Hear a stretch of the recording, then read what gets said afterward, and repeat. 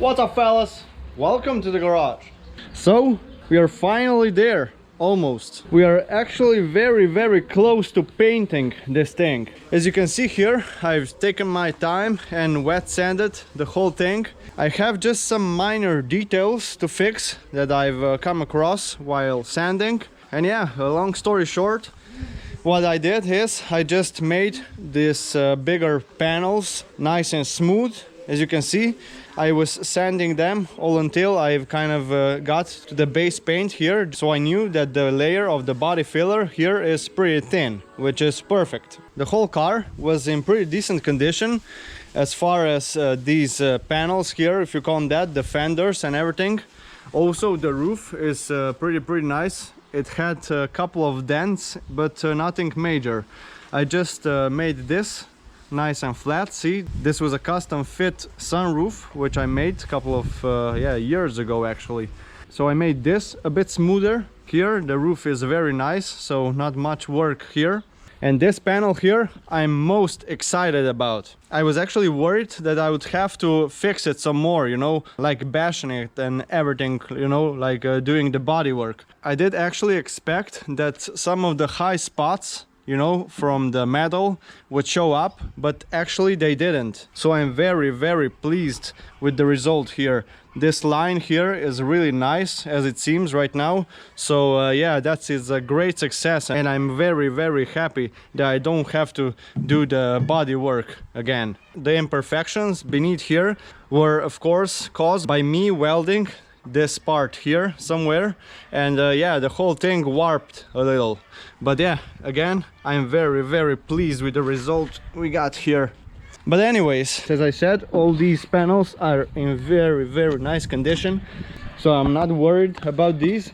This one as well, this is actually the original fender still. It's welded on here. So that's that. And of course, because I will be painting everything that isn't masked here, I do have to sand these areas here as well, so the paint will adhere properly here as well, you know, all these little corners and the hidden spots, if we call them that. So I passed all of these with the paper as well. Even though these areas, for example, won't show in the end, because here of course come the lights and here is kind of a plastic over, I still want to make everything as nice as possible, you know. First of all, because it will show before the assembly, but also that the whole new paint will really adhere on there and won't peel off or something. As you can see, I've masked everything before the wet sanding, but I will be going over all the masking again. You see here, for example, where the tape got wet, it's kind of not very tight and not very, you know, accurate. So I will be going all over, at least replacing these tapes here. Because of the water somewhere, this kind of doesn't stick very well, so I will be going all over that. Of course, I made a big mess here as usual. But anyways, now let me sort out the final details here, and then we'll be actually ready to start getting ready for painting. What I mean by that is I have to sort out my paint booth here. As you can see, this in this state is more or less a mechanical shop. What might not be really visible on the video is all the dust around here. The problem with that is that when you start spraying with the spray gun, all the dust will kind of go in the air and then of course settle on the freshly painted surfaces. And that's an effect we really don't want. The way I'm gonna try and combat this is I'm just gonna try and dust everything off, all the walls and everything, maybe cover up some things and so on. But first I have to tidy up a little here. So let's get the broom and off to work.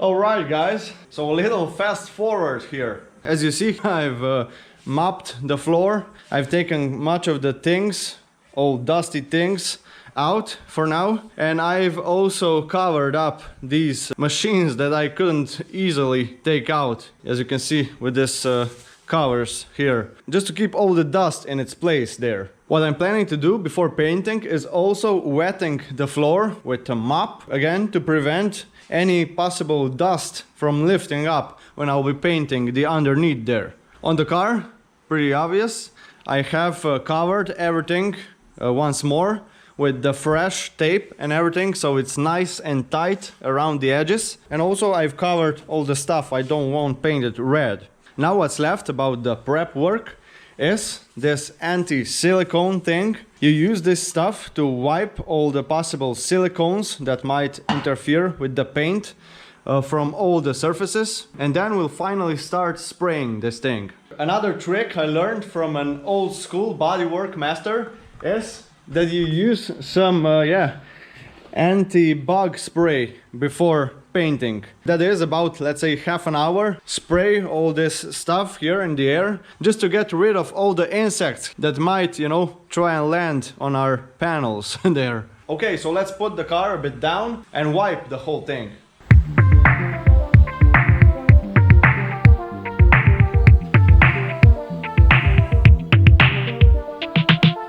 Oh, and for wiping, it's a good idea to use a microfiber cloth that doesn't leave any, you know, little parts behind it.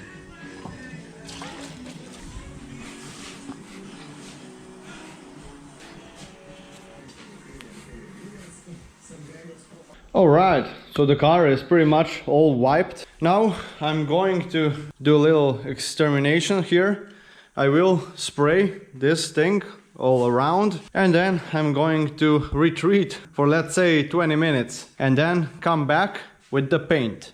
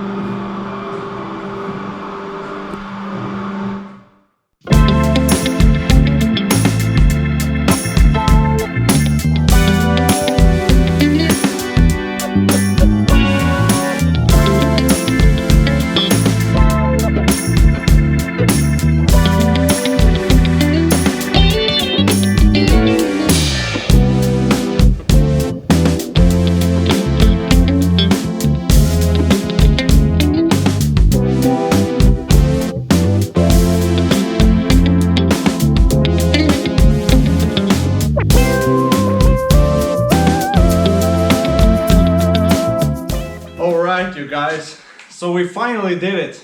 Now I have to say this was quite long and stressful day for me. Despite everything being prepped pretty good, I really was kind of nervous. You know, there is cost involved and it doesn't take much to mess up a job like this. Let me tell you, I started off just by spilling a couple of deciliters of paint right on the ground and made a big mess. That was for a start. Then I actually started spraying, and lo and behold, the paint finish wasn't looking too nice, despite using the best gun I had available. It's an old gun, but quite expensive and high quality. Anyways, it took me quite some time to realize what was actually happening. The compressor wasn't turning on when the pressure dropped. I'm not sure why that happened, but in effect, the first layer was almost completely made with the working pressure too low.